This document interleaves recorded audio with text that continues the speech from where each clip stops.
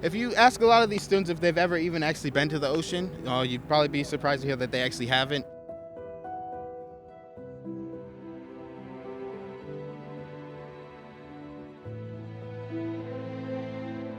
Having high school kids tour the lab is a great opportunity to not only train our next generation of scientists and aquaculturists, but also just to increase general awareness of the work that we're trying to do.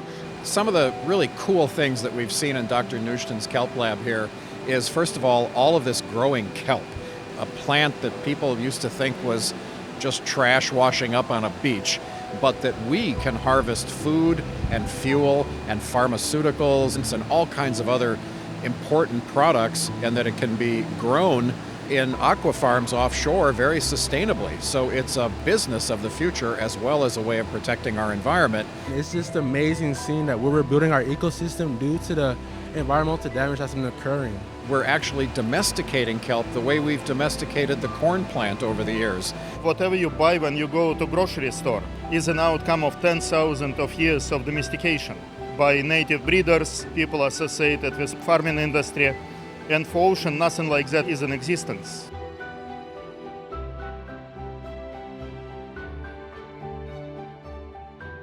My research is primarily focused on developing new breeding methods of kelp. I study the circadian rhythms in kelp, and circadian clocks are important in kelp because they help them acclimate to changing conditions, especially across the day. I'm measuring these metals and pollution, and I'm seeing if it actually is affecting the kelps that they're growing in there.